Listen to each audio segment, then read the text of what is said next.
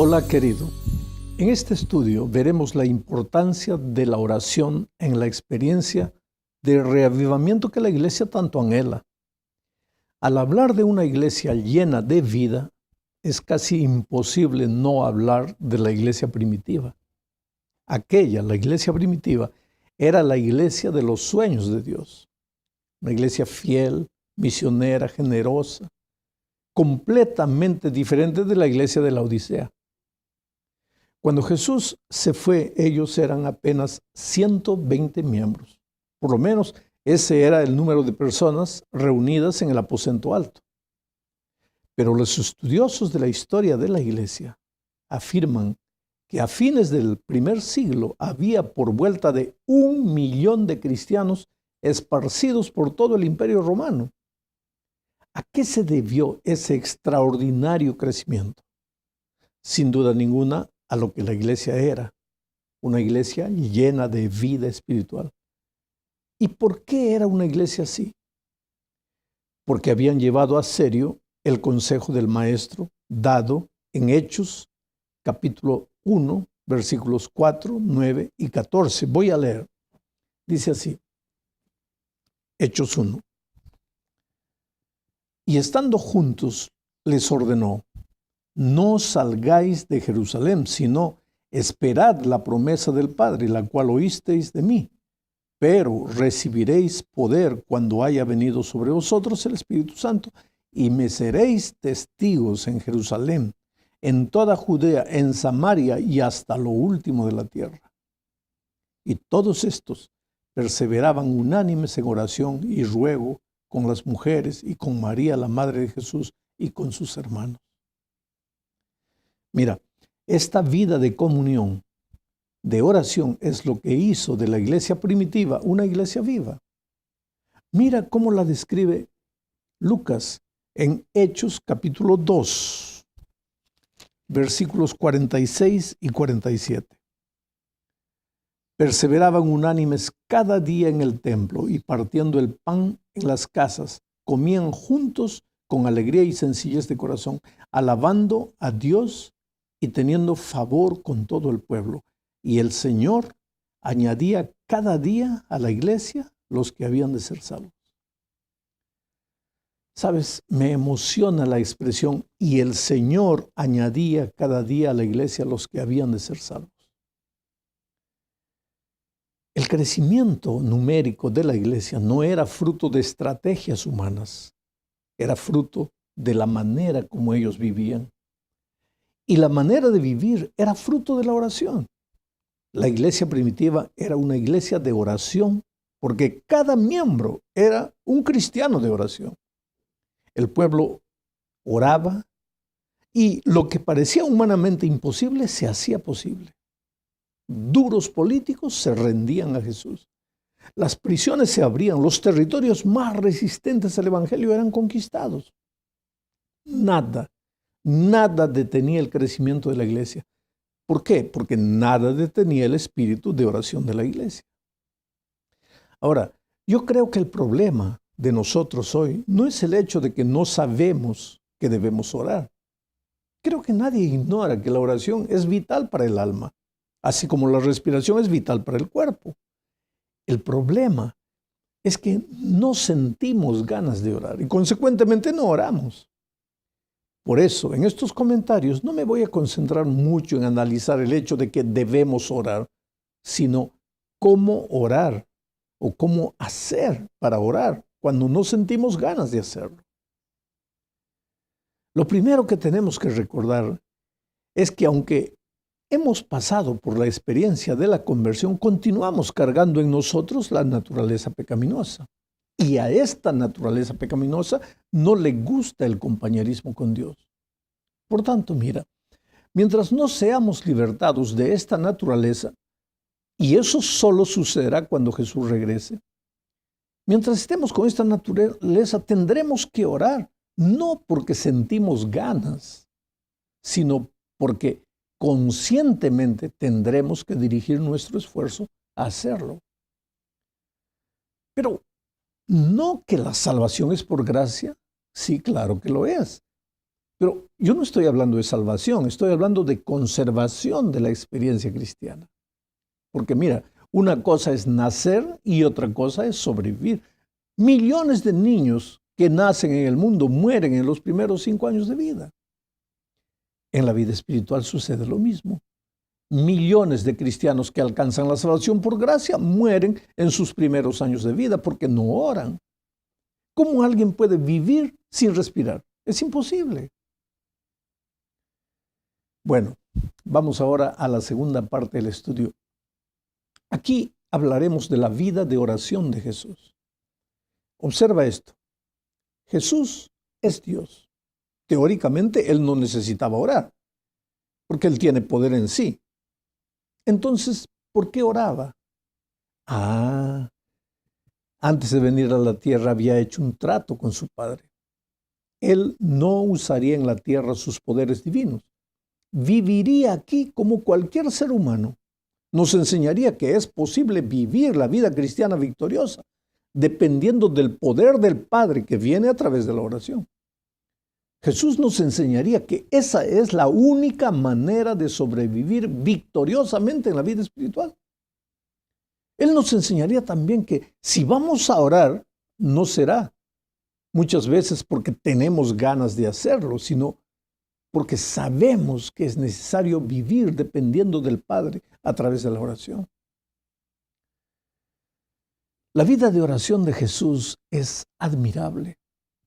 Muchas veces Él, al llegar la noche, ya estaba a solas con su Padre orando. Y al amanecer del día siguiente continuaba conversando con su Padre. Después, al día siguiente, descendía al valle del dolor humano y curaba a los enfermos. Hacía andar a los paralíticos, resucitaba a los muertos, abría los ojos de los ciegos. ¿Te acuerdas que en cierta ocasión encontró a sus discípulos temerosos delante de un espíritu inmundo?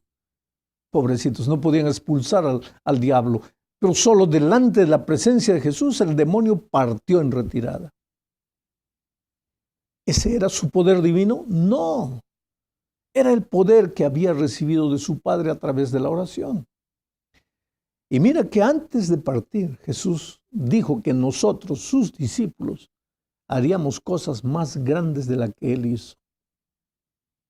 ¿No crees que esta es una promesa extraordinaria? Pero hay algunas cosas que debemos aprender de la vida de oración del Maestro. Una de ellas es que la mayor parte de su tiempo de oración, Él no oraba por Él mismo, sino por los otros. En Juan 17 vemos a Jesús en la víspera de su muerte, pero no orando por Él, sino intercediendo por sus discípulos. En Lucas 22, Jesús ora por Pedro para que la fe del discípulo no falte. Quiere decir, hay poder en la oración intercesora. Eso es lo que Jesús nos enseñó. ¿Te acuerdas de Job? Nada sucedía mientras él oraba por sí mismo. Pero Job 42:10, mira lo que dice. Cuando Job hubo orado por sus amigos, Jehová le quitó la aflicción y aumentó al doble todas las cosas que habían sido de Job. Sabes, a veces la oración pierde sentido cuando tú oras por ti, por tus necesidades, tu empleo, tu dinero, tu salud, oras por ti. La vida no tiene mucho sentido, la oración no tiene mucho sentido. Pero cuando comienzas a orar por los otros, vas a ver maravillas en tu vida. Y la vida y la oración va a cobrar sentido. Vamos ahora a la tercera parte. Aquí hablaremos de la importancia de orar en grupo. Aunque Jesús con frecuencia se retiraba a orar solo, otras veces invitó a sus discípulos a orar con Él o a orar entre ellos mismos.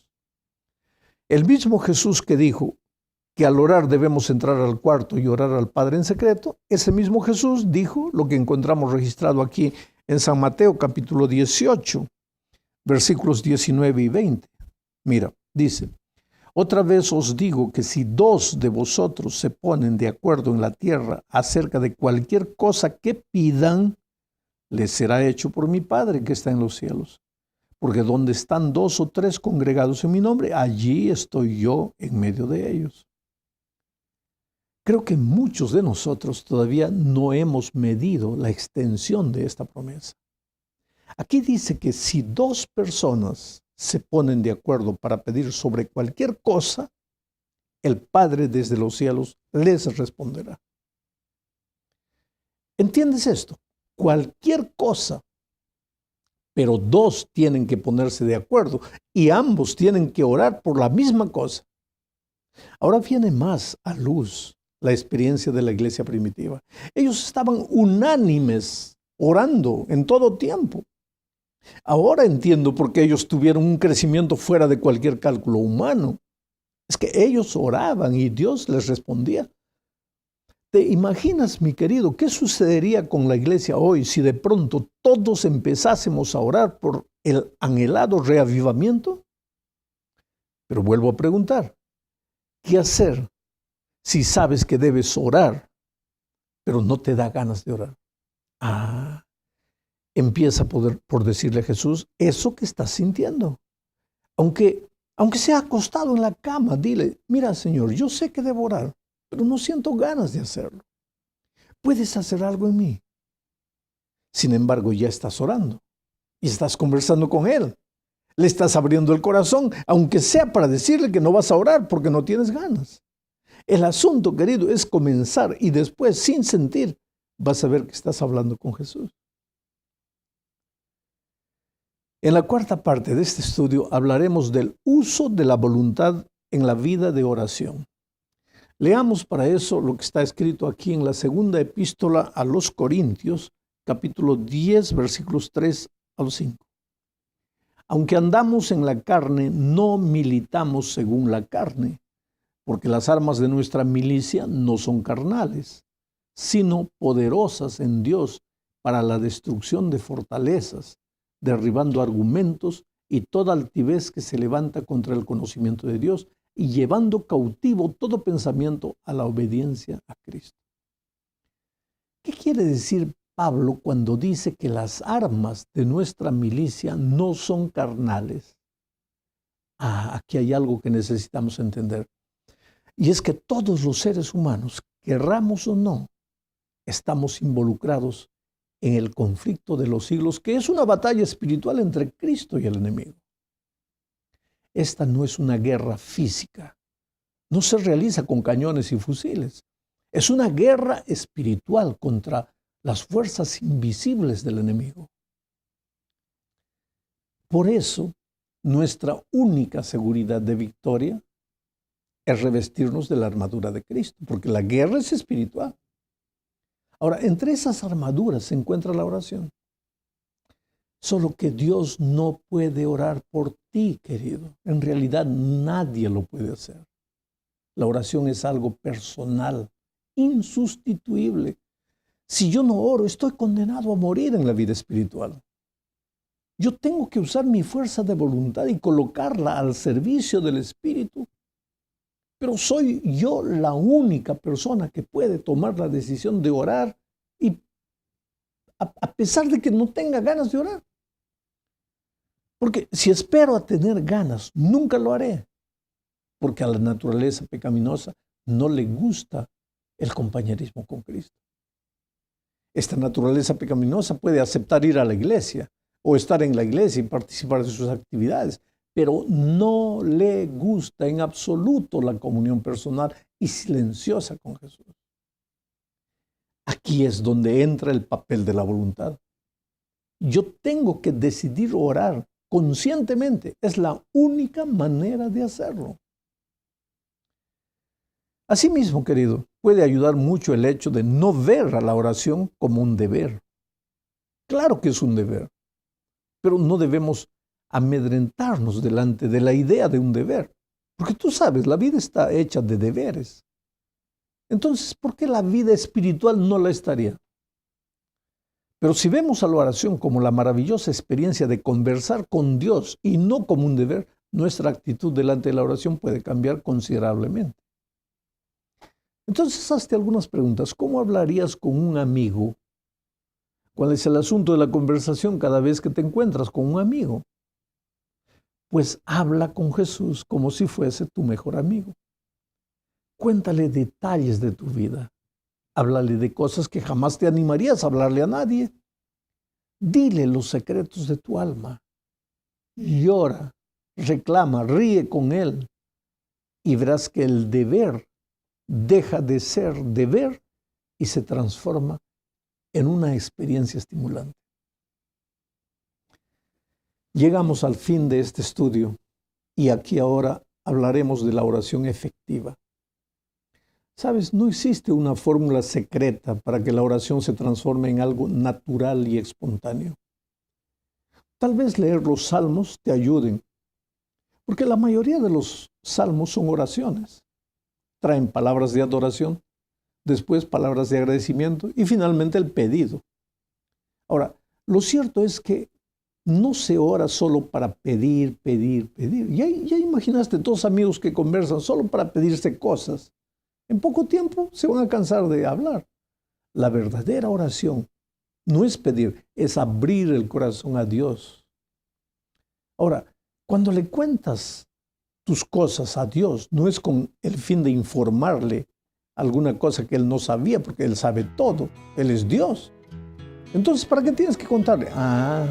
Le cuentas los asuntos para cultivar el compañerismo con Él, para crear dependencia de Él, para que no te sientas solo y tengas la seguridad de que aunque la noche oscura te envuelve completamente, hay un mañana que llega trayendo una nueva luz y un nuevo día. No te desesperes delante de las situaciones tristes de la vida. Jesús te ama. Y cuando el veneno del sufrimiento, el dolor te está asfixiando, abre tu corazón a Dios. Llora delante de Él, cuéntale. Pero a medida que oras, vas a recibir vida nueva. Y si cada miembro hace eso, la iglesia va a recibir vida nueva. En otras palabras, va a ser reavivada. Que Dios te bendiga.